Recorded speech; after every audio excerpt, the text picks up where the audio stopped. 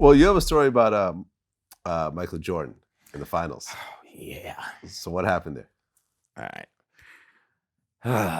right. Well, I'll say this. Back in the early days, like Jordan's the first three-peat, we were real tight with MJ. We would go to a lot of the games. He would give us tickets to the games. New York, Chicago. A lot of times we would fly into Chicago. Between MJ and our NBA connects, we went to a lot of games. And once again, it was a situation of where Michael Jordan is no fan of rap. He wasn't a fan of rap at all, but he liked us. We had did a production together called Michael Jordan's Playground.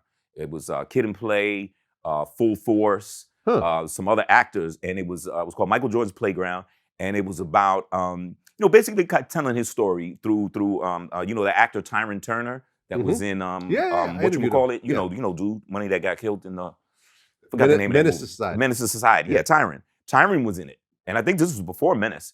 But Tyrin was in it and he almost played like not like a young Jordan, but a kid that was growing up. And basketball wasn't going right for him. He wasn't reaching his full potential, and now he did. And Michael teaches some lessons, and blah blah blah. And he makes his team. Kind of like what happened with Michael. Michael didn't have success early. He didn't make his high school team initially, and then obviously ended up becoming one of the greatest.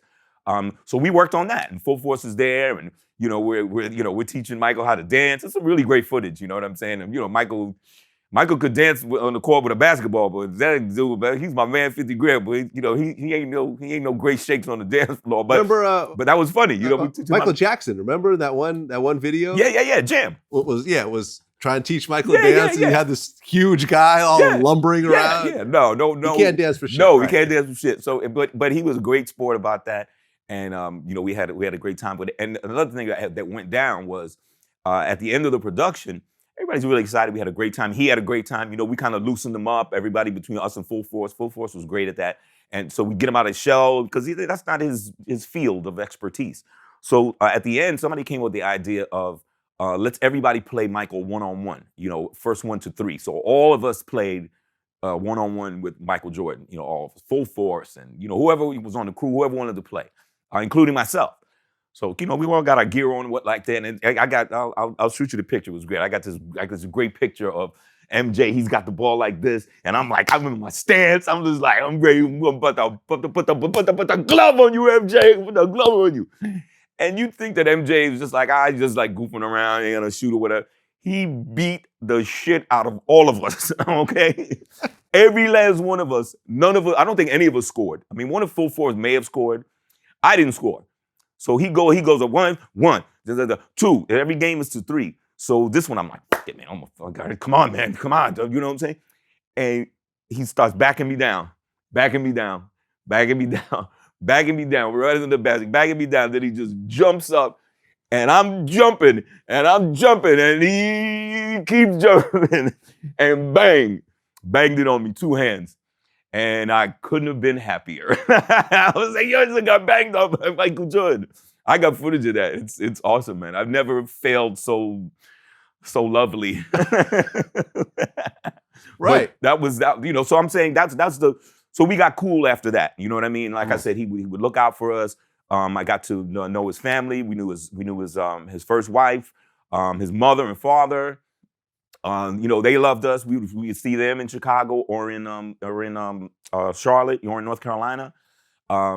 So that hurt us when his father passed because we knew him. I interviewed one of the guys convicted of killing his father. Ooh. One of the 2 guys. Yeah, that's what a shame. You know what I'm saying? Yeah. I'll tell you this is the other thing that happened one time. We went to visit Michael at his house. We went over there, and he actually had some Nike executives over there at the time because they were planning whatever next Jordan was coming out. They had like the prototype, and they were showing, hey, what do you think of this? What do you type shit, get his approval. And so we're hanging out, we were cool, and then we're getting ready to leave. So we're leaving, and we got to go through the laundry room to get in the car and bounce. And playing out, working out, and I'm looking. And on top of one of the washing machines is one of MJ's jersey. I'll never forget, it was white, white, red, you know what I mean? White with the red letters, 23, and it's just sitting there. And I'm looking, and like time stood still. You know, I was like, I really, really want to steal that. So it was almost like, you ever see in cartoons when the two dudes pop up on your shoulders? You know, when the dude's like, mother, you better take that motherfucking jersey. And he's like, oh, I don't think that's a good idea. You ruin a wonderful friendship. Michael would be so disappointed, and he might press charges. You know what I'm saying? Steal that shit, man. We can fucking hock it. You can wear it. Nobody's got one. You know, blah, blah, blah. And finally, I was just like, nah, man, I can't do it, man. So I just walked away and shit like that, you know? And it was weird because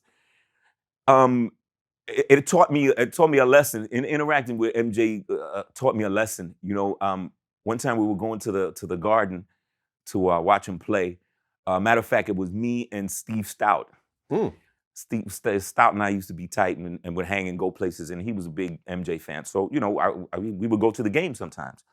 So one night we're going, and I had this picture. Matter of fact, one of the times when we played basketball against each other, somebody had a picture, and I had gotten it blown up. And I just kept it. I kept it at the crib. And Stoute gassed me up one time. He's like, yo, man, you need to bring it to the game and get MJ to sign it. And I'm like, I don't know. He said, man, go ahead. You know. So I was like, all right, you know, I got it, rolled it up. You know, we take it to the game. And then after the game, you know, I don't know if we're in the locker room or we were someplace afterwards, you know, hanging out. And you know, it kind of came up. Like I had it with me. And I kind of half asked about him signing it, and he gave me a weird look, like I know you, you know, like I know you, man, like you have to get something signed by me, like I know you, man, like he calls me Kitty Kid every time he see me. Go Kitty Kid, you know who's you know what I mean? I'm walking on air, you know what I'm saying? Like I know him, I know you. He's like, you know, he didn't say all that, but he kind of said it with his look, like, bro, you know my mother and father, you know my children, you know my wife, like, and I just felt like I felt stupid, you know, and it's sometimes it's what I go through as a celebrity sometimes. And you know, when people, you know what I'm saying? I'm like, bruh, I was like, you know me. Like, you know what I'm saying? You see me at my best, you see me at my worst. Like, if you need me to sign something and the thing to validate it, I mean, I'll do it, but you don't have to. Yeah. You know what I'm saying? Like, he taught me that lesson, and I felt like I felt so stupid. And I looked at Stoute, I'll never forget. I was like, you motherfucker, man, you fucking gassed me up. Now I look like an idiot, man. But you know, it was no big deal. But you know, it just kind of taught me, you know, it taught me a little something about you know, about friendship and friendship at the highest levels. I mean, he's the greatest, right? But he's a guy. He's a guy. He's a human being, man. And we're you know, I'm glad to call us all friends, man.